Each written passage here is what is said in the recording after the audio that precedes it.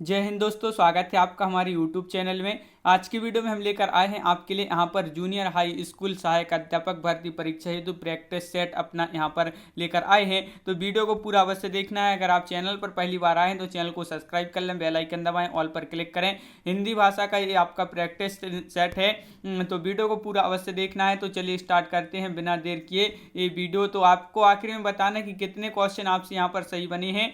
तो सभी लोग चैनल को सब्सक्राइब अवश्य कर लें जिन्होंने अभी तक नहीं किया है। इसी तरह के प्रैक्टिस सेट आपके लिए इस चैनल पर करवाए जाते हैं।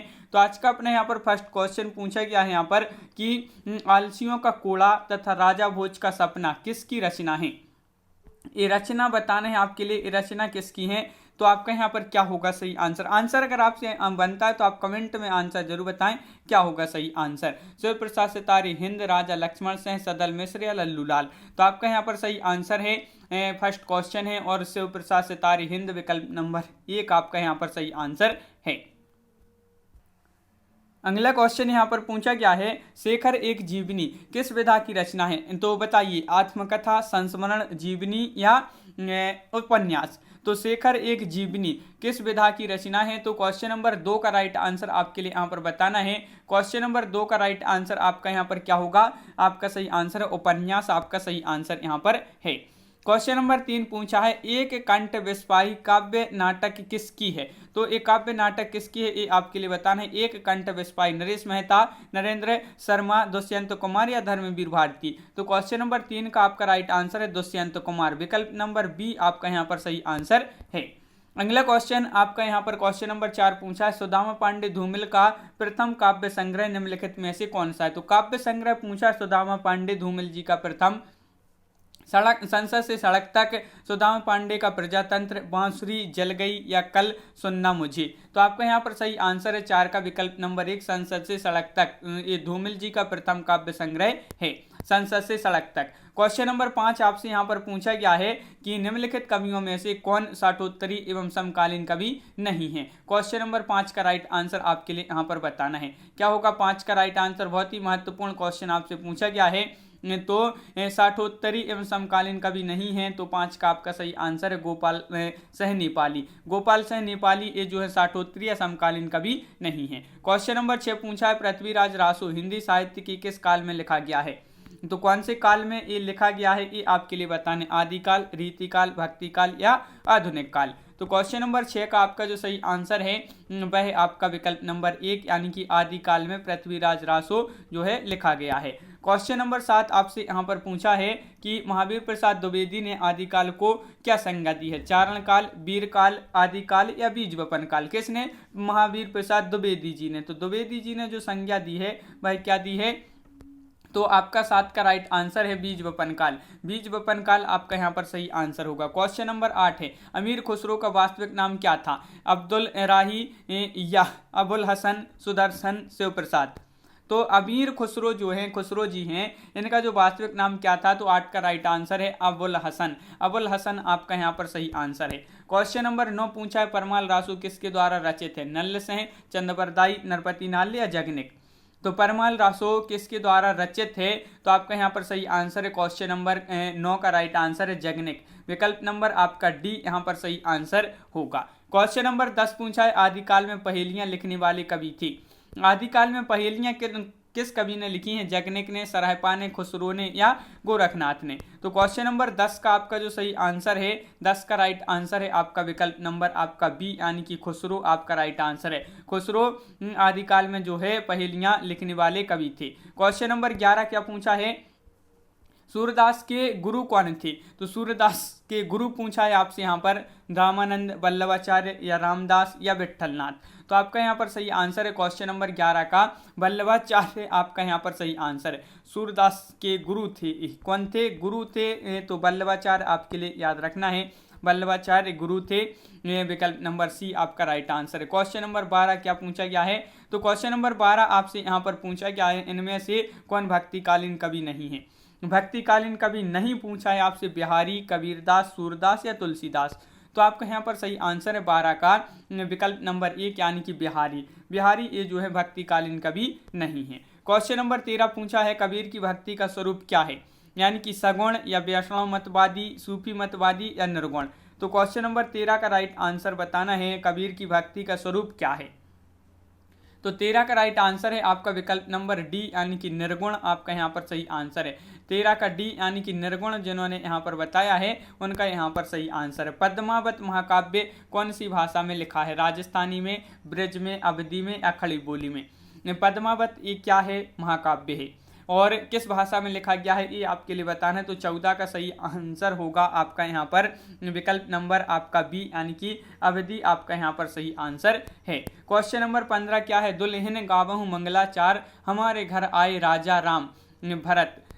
तो ये देखिए यहाँ पर है कि दुल्हन गावहु मंगलाचार हमारे घर आए राजा राम भरतार। ये पंक्ति किसकी है? तुलसीदास, सूरदास, कबीरदास या रैदास? तो क्वेश्चन नंबर 15 का राइट आंसर है कि ये जो पंक्ति है ये पंक्ति है कबीरदास जी की। किसकी? कबीरदास आपका यहाँ पर सही आंसर होगा। क्वेश्चन नंबर 16 आपसे पूछा है निम्न में रीतिकाल का कवि कौन है? जयशंकर प्रसाद, बिहारी, सूर्यकांत त्रिपाठी निराला या सुमित्रानंदन पंत? रीतिकाल का कवि पूछा है आपसे यहाँ पर। तो 16 का राइट आंसर होगा कि रीतिकाल के जो कवि हैं वह हैं बिहारी। कौन है? बिहारी यानी कि विकल्प नंबर सी आपका राइट आंसर। क्वेश्चन नंबर 17 पूछा वैदेही वनवास किसकी रचना है? अयोध्या से उपाध्याय हरिऔध, रामधारी से दिनकर, मैथिली शरण गुप्त या श्रीधर पाठक? तो क्वेश्चन नंबर 17 का जो सही आंसर है वैदेही वनवास किसकी रचना है? तो 17 का राइट आंसर है अयोध्या से उपाध्याय हरिऔध। हरिऔध आपका यहाँ पर सही आंसर है विकल्प नंबर 1। अगला क्वेश्चन क्या पूछा? अति सूदो स्नेह को मार्ग है किसकी पंक्ति है? आलम, ठाकुर, बोधा या घनानंद? तो क्वेश्चन नंबर 18 पूछा है आपका अति सूदो स्नेह को मार्ग है किसकी पंक्ति है? तो 18 का राइट आंसर है आपका यहाँ पर घनानंद सही आंसर होगा। घनानंद जिन्होंने बताया विकल्प नंबर डी उनका यहाँ पर राइट आंसर है। क्वेश्चन नंबर 19 पूछा है उर्वशी किसकी रचना है? तो उर्वशी बताना है ये आपके लिए राम वृक्ष बेनीपुरी, सिया राम शरण या रामधारी से दिनकर या अज्ञे? तो क्वेश्चन नंबर 19 का सही आंसर होगा आपका कि उर्वशी किसकी रचना है? तो आपका यहाँ पर सही आंसर है क्वेश्चन नंबर 19 का आपका यहाँ पर रामधारी से दिनकर आपका राइट आंसर होगा। दिनकर की ये जो है रचना है तो विकल्प नंबर आपका बी यहाँ पर सही आंसर है। क्वेश्चन नंबर 20 पूछा है होरी किस उपन्यास का पात्र है? गबन, रंगभूमि, कर्मभूमि या गोदान? तो क्वेश्चन नंबर 20 का राइट आंसर बताना है। जो होरी है, होरी ये क्या है? पात्र हैं। कौन से उपन्यास के पात्र हैं? तो 20 का राइट आंसर है आपका गोदान। गोदान आपका यहाँ पर सही आंसर है। गोदान जिन्होंने बताया है उनका सही आंसर यहाँ पर होगा। क्वेश्चन नंबर 21 पूछा है निम्न में से सही जोड़ी चुनिए। सही जोड़ी चुनना है आपके लिए यहाँ पर जयशंकर प्रसाद यामा, नासिरा शर्मा त्राहट या महादेवी वर्मा यताती या सुमित्रानंदन पंत चिदम्बरा? तो यहाँ पर सही जोड़ी में आपका यहाँ पर सही जोड़ी चुनना है तो आपका 21 का विकल्प नंबर डी राइट आंसर होगा। सुमित्रानंदन पंत चिदम्बरा ये इनकी जो है रचना है तो विकल्प नंबर डी आपका राइट आंसर है। क्वेश्चन नंबर 22 पूछा है। क्या पूछा है तो देख लेते हैं। टीकरे की मांगनी उपन्यास किसने लिखा है? मृदुला गर्ग ने या सुधा अरोड़ा ने, नासिरा शर्मा ने या सूर्यवाला ने? तो क्वेश्चन नंबर 22 का राइट आंसर बताना है। तो 22 का आपका जो सही आंसर है वह है नासिरा शर्मा। नासिरा शर्मा आपका 22 का राइट आंसर होगा विकल्प नंबर बी। क्वेश्चन नंबर 23 क्या पूछा है? रहन पर रघु किस लेखक का उपन्यास है? तो ये आपके लिए सबसे पहले ये याद रखना है कि ये उपन्यास है। इस प्रकार का क्वेश्चन पूछा जाता है कि रहन पर रघु किस विधा की रचना है? तो ये उपन्यास है। और काशीनाथ से हैं या मैत्री पुष्पा, गोविंद से हैं, मिश्र या दूधनाथ से? तो इसके लेखक बताना है। तो 23 का राइट आंसर है आपका काशीनाथ से हैं। काशीनाथ से हैं आपका यहाँ पर सही आंसर है। भोर का तारा एकांकी के लेखक कौन है? तो भोर का तारा एकांकी है और इसके जो लेखक हैं उपेन्द्रनाथ अस्के हैं, धर्मवीर भारती हैं, जगदीश चंद्र माथुर हैं या मोहन राकेश हैं? तो क्वेश्चन नंबर 24 का सही आंसर होगा आपका यहाँ पर जगदीश चंद्र माथुर। जगदीश चंद्र माथुर आपका यहाँ पर राइट आंसर। भोर का तारा एकांकी के लेखक जगदीश चंद्र माथुर। क्वेश्चन नंबर 25 है आचरण की सभ्यता किसका निबंध है? आचरण की सभ्यता ये निबंध है महावीर प्रसाद द्विवेदी, रामचंद्र शुक्ल, सरदार पूर्ण सिंह या पद्म सिंह? तो क्वेश्चन नंबर 25 का सही आंसर बताइए। 25 का राइट आंसर क्या होगा? तो 25 का सही आंसर है सरदार पूर्ण सिंह। सरदार पूर्ण सिंह आपका यहाँ पर सही आंसर है, बिल्कुल सही। क्वेश्चन नंबर 26 की ओर बढ़ते हैं कि किसी ऐतिहासिक, पौराणिक या आकस्मिक घटना वर्णन खालिस्तान निबंध कहलाता है? भावात्मक, वर्णनात्मक, विचारात्मक या विवरणात्मक? तो क्वेश्चन नंबर 26 का सही आंसर बताना है। तो 26 का सही आंसर यहाँ पर क्या होगा?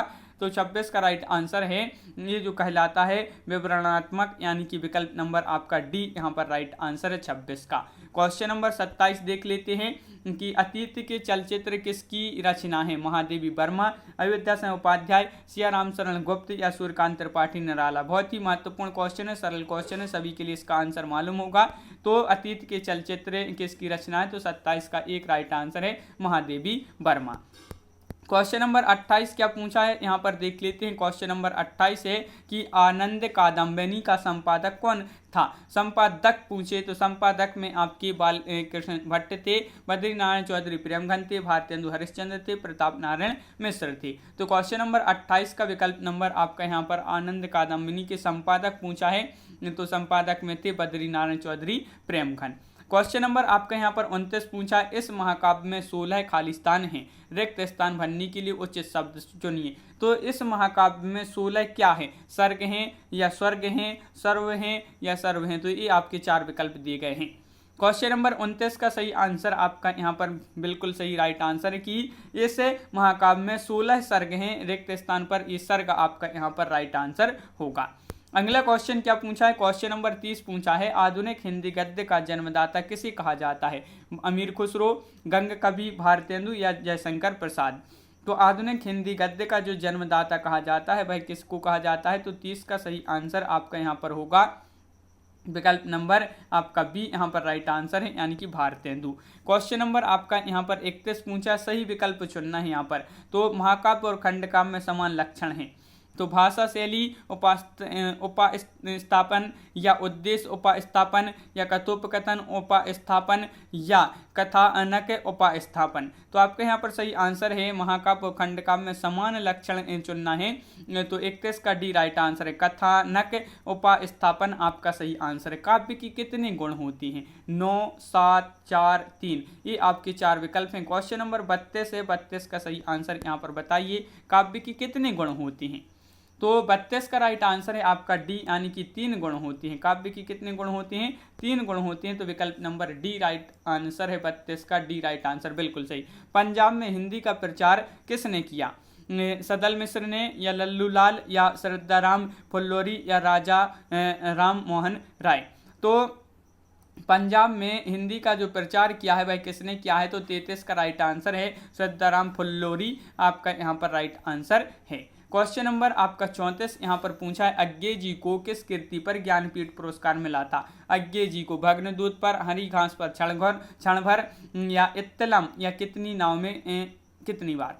तो क्वेश्चन नंबर 34 है और ये आपका महत्वपूर्ण है क्योंकि ये आपका इनको जो है क्या मिला था? ज्ञानपीठ पुरस्कार मिला था। तो भाई कृति बताना है आपके लिए। तो आपका यहाँ पर 34 का सही आंसर है विकल्प नंबर डी, कितनी नाव में कितनी बार, ये जो है आपका सही आंसर होगा। क्वेश्चन नंबर 35 क्या पूछा है?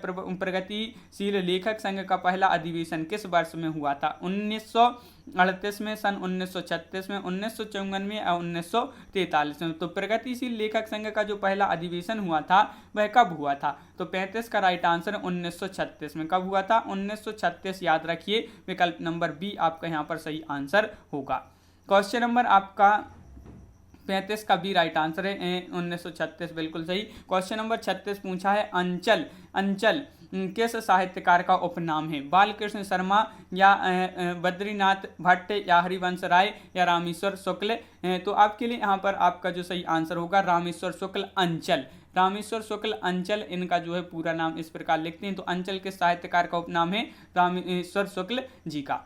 क्वेश्चन नंबर 37 आपसे यहाँ पर क्या पूछा है? तो 37 देख लेते हैं। 37 का राइट आंसर है, किस काव्य के लिए कहा गया है कि कथा ऐतिहासिक या लोक प्रसिद्ध होती है? तो किस काव्य के लिए कहा गया है कि कथा ऐतिहासिक या लोक प्रसिद्ध होती है? महाकाव्य, अश्रुत काव्य, मुक्तक काव्य, अश्रुत काव्य। तो यहाँ पर आपके 4 विकल्प हैं। क्वेश्चन नंबर 37 है और 37 का सही आंसर है आपका यहाँ पर विकल्प नंबर 1, यानी कि महाकाव्य के लिए। महाकाव्य के लिए ये कहा गया है कि काव्य कथा ऐतिहासिक या लोक प्रसिद्ध होती है। क्वेश्चन नंबर 38 क्या पूछा है? लाल कवि की प्रसिद्ध रचना छत्र प्रकाश किस भाषा में है? तो जो छत्र प्रकाश है छत्र प्रकाश है जो ये किस भाषा में है, ये आपके लिए बताना, मैथिली, बुंदेली, अवधी या बघेली। ये आपके यहाँ पर 4 विकल्प हैं। क्वेश्चन नंबर है 38। 38 का सही आंसर आपका यहाँ पर क्या होगा, ये आपके लिए बताना है। तो 38 का सी यानी कि बुंदेली आपका यहाँ पर सही आंसर है। प्रेम सागर किसकी रचना है, क्वेश्चन नंबर 39 का आंसर बताना है। प्रेम सागर किसकी रचना है, मुंशी सदा सुखलाल, लल्लू लाल जी या सदल मिश्र या राम प्रसाद निरंजनी। तो क्वेश्चन नंबर 39 का आपका जो सही आंसर है, 39 का राइट आंसर है आपका विकल्प नंबर सी यानी कि लल्लू लाल जी आपका यहाँ पर सही आंसर होगा। पोर्ट विलियम कॉलेज की स्थापना किस वर्ष हुई थी, तो 4 विकल्प दिए गए हैं। क्वेश्चन नंबर 40 है, 40 का सही आंसर आपके लिए बताना है। सभी लोग एक बार वीडियो को लाइक अवश्य कर लें, जिन्होंने अभी तक वीडियो को लाइक नहीं किया, बहुत ही कम लोग यहाँ पर वीडियो को लाइक करते हैं, तो एक बार वीडियो को लाइक अवश्य कर लें। तो पोर्ट विलियम कॉलेज है, जो पोर्ट विलियम कॉलेज, इसकी स्थापना किस वर्ष हुई थी ये पूछा है। तो 40 का आपका बी राइट आंसर है, 1800 ईस्वी में।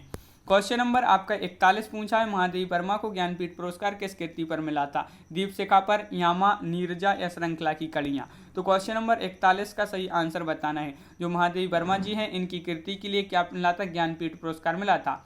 कौन सी रचना के लिए मिला था, कौन सी कृति के लिए मिला था, तो आपका सही आंसर है यामा के लिए। क्वेश्चन नंबर आपका यहाँ पर 42 पूछा है, रामधारी सिंह दिनकर को किस कृति पर साहित्य अकादमी पुरस्कार मिला था। किसको, रामधारी सिंह दिनकर जी को। कुरुक्षेत्र, संस्कृति के 4 अध्याय, उर्वशी या रश्मिरथी।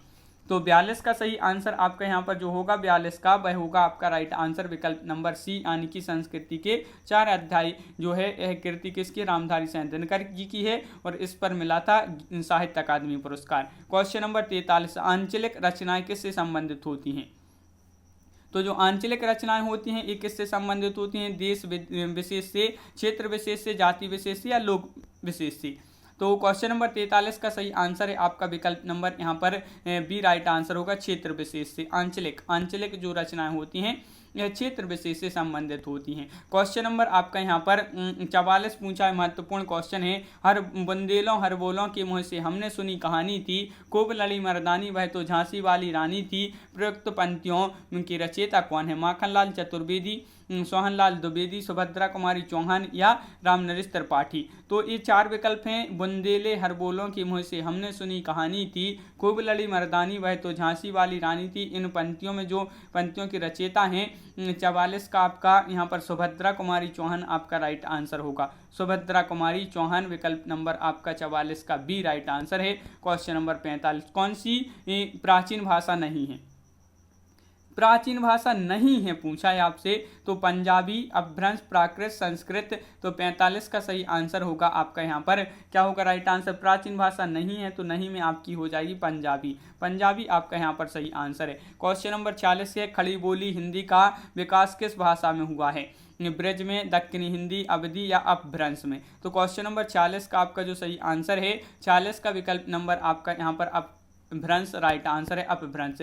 ध्रुपद गायन का संबंध किस भाषा से है, ब्रज भाषा, राजस्थानी, अवधी या खड़ी बोली। तो क्वेश्चन नंबर 47 का आपका जो सही आंसर है ध्रुपद गायन का संबंध किस भाषा से है, तो 47 का आपका एक राइट आंसर है ब्रज भाषा। ब्रज भाषा आपका सही आंसर होगा। क्वेश्चन नंबर 48 क्या पूछा है, निम्न में से कौन सी बोली उत्तर प्रदेश की नहीं है। देखिए बोली पूछा है, बोली कौन सी जो है यूपी की नहीं है, यूपी की कौन सी बोली नहीं है ये आपके लिए बताना है, मेवाती, भोजपुरी, कन्नौजी, ब्रज। तो 48 का आपका विकल्प नंबर 1 राइट आंसर, नहीं में मेवाती आपका यहाँ पर सही है, ये बोली नहीं है यूपी की। कौन सी बोली बिहार की नहीं है, भोजपुरी, जयपुरी, मगही, मैथिली। तो क्वेश्चन नंबर 49 का आंसर बताना है, बिहार की बोली नहीं है तो 49 का विकल्प नंबर सी जयपुरी आपका सही आंसर है, जयपुरी आपका राइट आंसर है। देवनागरी लिपि की सबसे बड़ी विशेषता है, तो देवनागरी लिपि की सबसे बड़ी विशेषता क्या है ये आपके लिए यहाँ पर बताना है। क्वेश्चन नंबर है आपका यहाँ पर 50 और 50 का सही आंसर है विकल्प नंबर आपका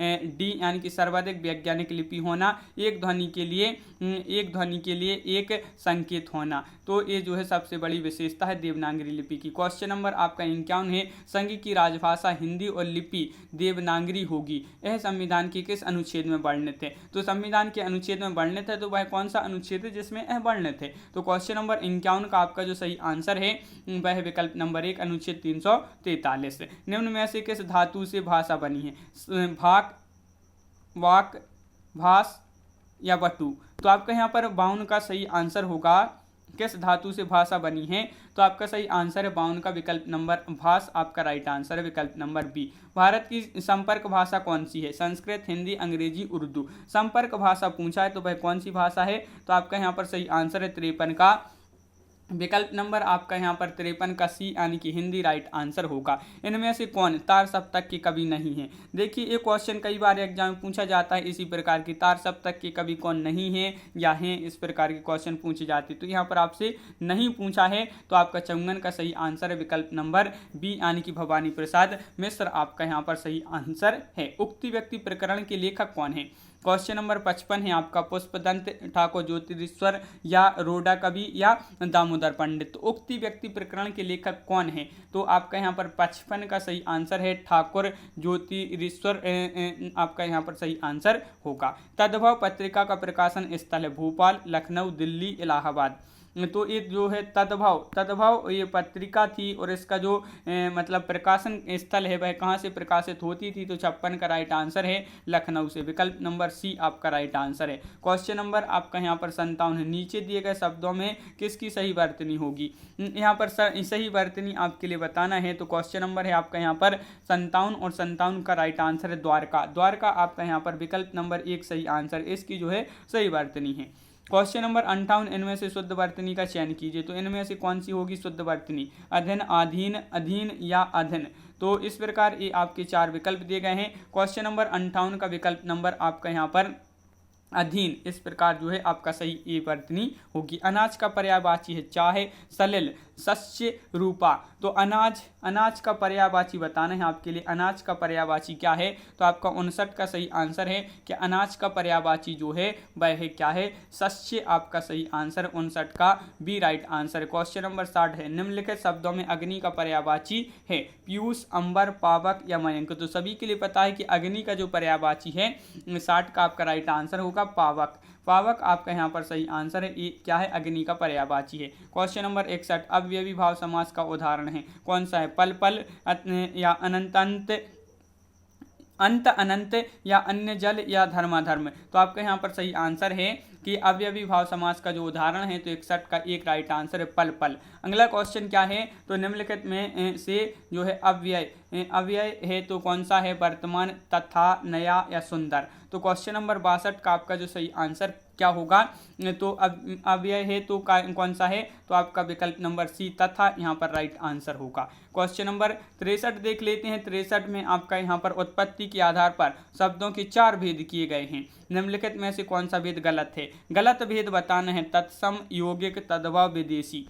तो क्वेश्चन नंबर आपका 63 है और 63 का सही आंसर है गलत जो है भेद गलत है। तो 63 का राइट आंसर है विकल्प नंबर सी यानी कि यौगिक नहीं था, तो विकल्प नंबर सी गलत है। स्वरों के उच्चारण में लगने वाले समय को कहती है मात्रा, ह्रस्व, अनुस्वर या प्लुप्त। तो आपका यहाँ पर सही आंसर स्वरों के उच्चारण में लगने वाले समय को कहते हैं। 64 का एक राइट आंसर है मात्रा कहते हैं। क्या कहते हैं? मात्रा आपका सही आंसर है। क्वेश्चन नंबर 65, स्वर किसका भेद है? स्वर किसका भेद है? संधि, समास, वर्ण, लिंग। तो आपका यहाँ पर क्वेश्चन नंबर 65 पूछा गया है स्वर किसका भेद है? तो आपका 65 का राइट आंसर होगा विकल्प नंबर सी यानी कि वर्ण आपका यहाँ पर सही आंसर होगा वर्ण। क्वेश्चन नंबर आपका यहाँ पर 66 देख लेते हैं। चूरन किस प्रकार का शब्द है? ये जो चूरन है ये किस प्रकार का शब्द है? तत्सम, तद्भव, देशज या अर्ध तत्सम। तो आपका यहाँ पर सही आंसर है चूरन जो है किस प्रकार का शब्द है? तो आपका 66 का बी राइट आंसर है यानी कि अर्ध तत्सम। अर्ध तत्सम आपका सही आंसर है। वर्णिक छंदों में गण कितने प्रकार के होते हैं? 4, 8, 7 या 10। तो आपका यहाँ पर क्वेश्चन नंबर 67 है। क्या है इसका राइट आंसर? 67 का आपका सही आंसर होगा 8 प्रकार की होती है। क्वेश्चन नंबर आपका 68 दिया गया है। यहाँ पर क्वेश्चन नंबर 68 क्या दिया गया है? निम्नलिखित में सम मात्रिक छंद कौन सा है? सम मात्रिक छंद बताना है दोहा, चौपाई, सौरठा या सभी। तो कौन सा है सम मात्रिक छंद का उदाहरण बताना है। तो इसका जो उदाहरण है वह कौन सा है? तो आपका यहाँ पर सही आंसर होगा क्वेश्चन नंबर 68 का विकल्प नंबर सी यानी कि चौपाई आपका राइट आंसर है। क्वेश्चन नंबर 69 दिए गए विकल्पों में से अनुप्रास अलंकार का उचित उदाहरण पहचानिए। अनुप्रास अलंकार का उचित उदाहरण बताना है सारंग ले सारंग चली। सारंग ले सारंग चली, कठिन कानन कठिन भयंकर भारी, नवजीवन दो घनश्याम हमें, अब जीवन में नहीं जीवन है।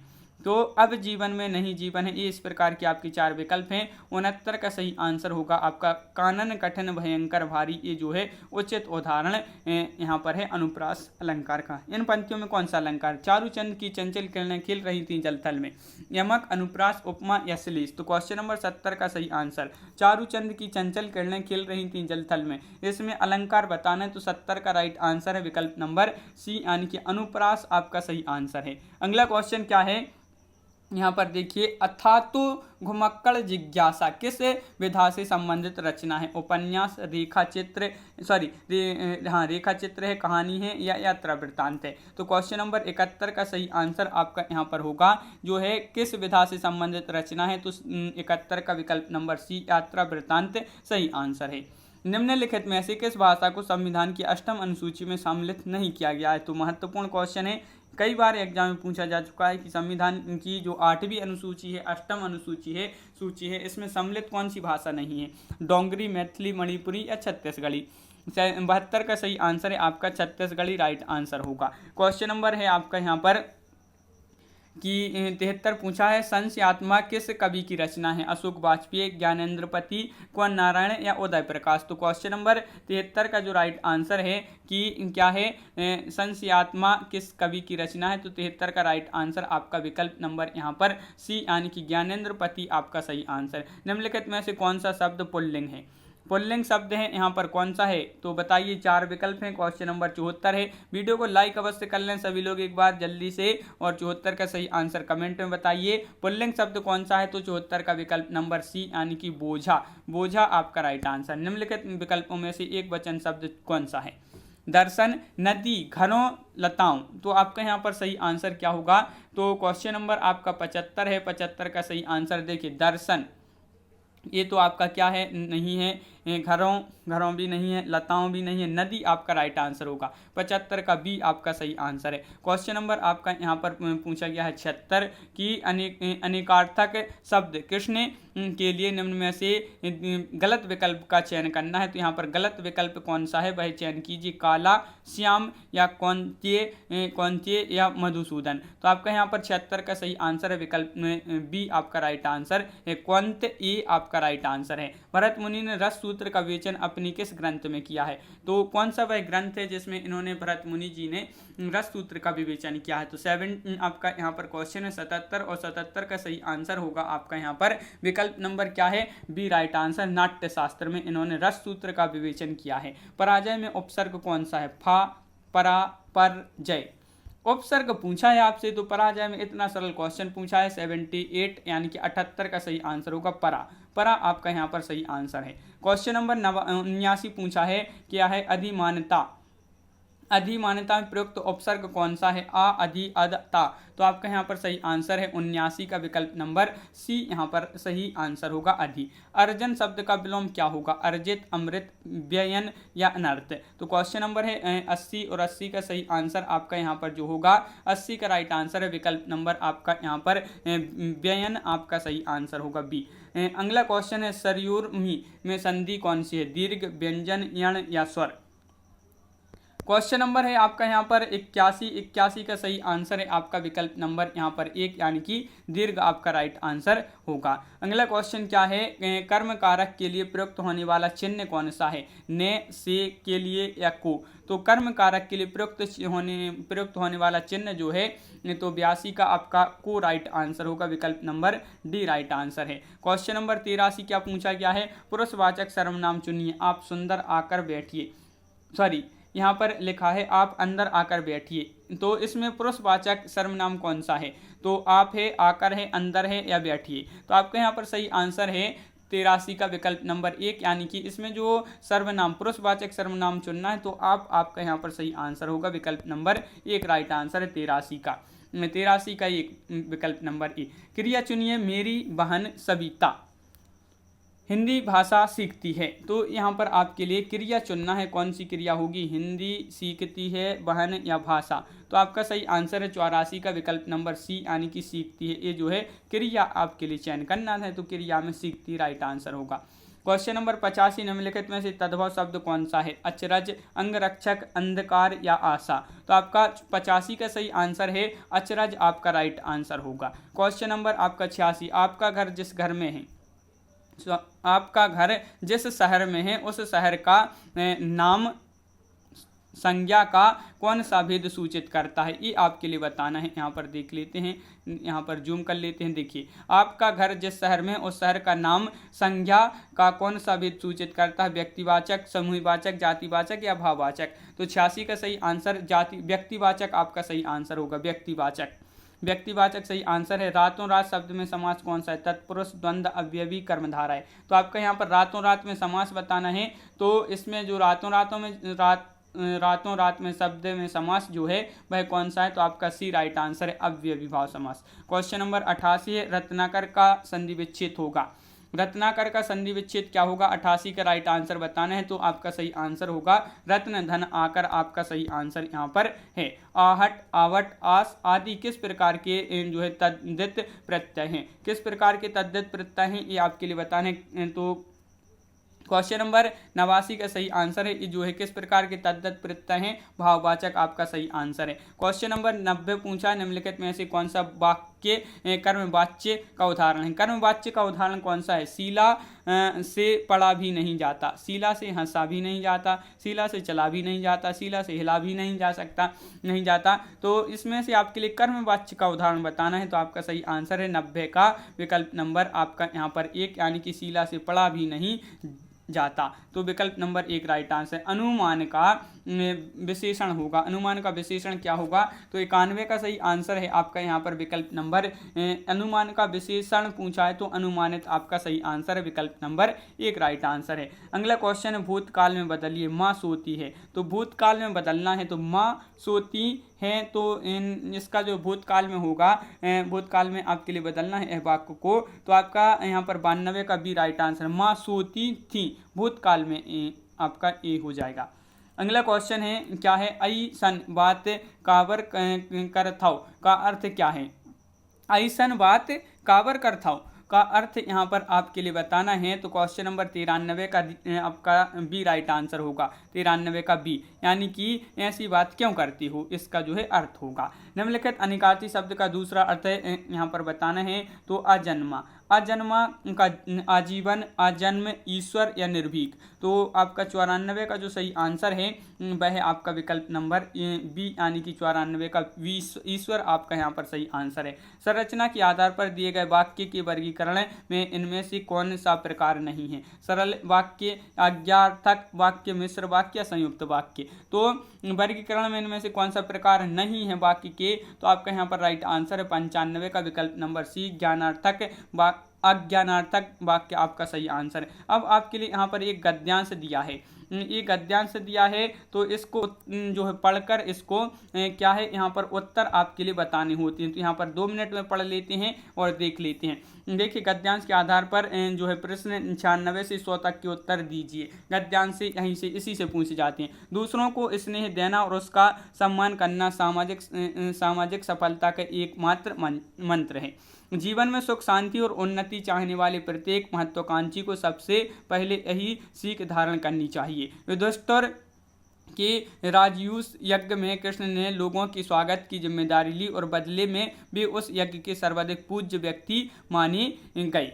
और ईसा मसीह, गौतम बुद्ध और महावीर, महात्मा गांधी जैसे महापुरुषों में जो है रंच मात्र भी अभिमान नहीं था। उन्होंने सदैव दूसरों को महत्व दिया और वे स्वयं ही महान बन गई थी। और मान सम्मान का मूल्य चुकाना असंभव है। अतः विद्यार्थी जीवन का भी प्रथम पाठ यही है कि वह गुरु के प्रति सच्चे सम्मान का भाव अपने हृदय में पैदा करे, अन्यथा उसकी विद्या कैसी रहेगी? निष्फल रहेगी। तो अब आपके लिए यहाँ पर उपयुक्त गद्यांश के द्वारा क्या संदेश दिया गया है? सुख शांति, यहाँ पर आपका जो है सदा सुख शांति रखें, सदा कर्म पर अड़िग रहें, सदा आदरणीय बने या सदा दूसरों को स्नेह एवं सम्मान दें। तो आपका 96 का सही आंसर है, सदा दूसरों को स्नेह और सम्मान दें। इसका जो है संदेश दिया गया है इस गद्यांश में। दिए गए विकल्पों में से स्वागत का संधि विच्छेद यहाँ पर करना है। तो स्वागत का बहुत ही सरल क्वेश्चन है, स्वागत का सुधन आगत, ये जो है आपका राइट आंसर होगा। यहाँ पर रंच मात्र भी अभिमान न था का तात्पर्य कौन सा विकल्प दर्शाता है? अधिक अभिमान न था, जरा सा भी अभिमान न था या कम अभिमान न था, बहुत अभिमान न था। तो आपका यहाँ पर जो रंच मात्र भी अभिमान न था, इसका तात्पर्य यहाँ पर है विकल्पों में से कि जरा सा भी अभिमान न था। क्वेश्चन नंबर 99, विद्यार्थी की विद्या कब निष्फल हो जाती है? गुरु का सम्मान करने से, गुरु का अनादर करने से, पुस्तकें पढ़ने से, पुस्तकें ना पढ़ने से। देखिए विद्यार्थी की विद्या जो है कब निष्फल हो जाती है,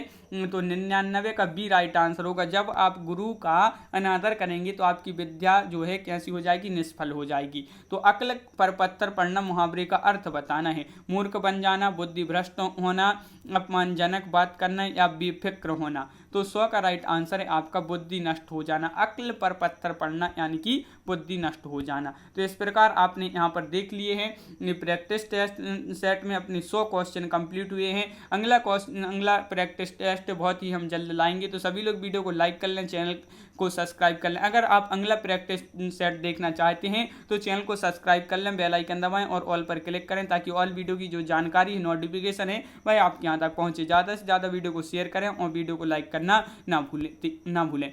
तो अगले वीडियो में फिर मिलेंगे नए प्रैक्टिस सेट के साथ। तो आज की वीडियो में बस इतना ही। सभी के लिए जय हिंद।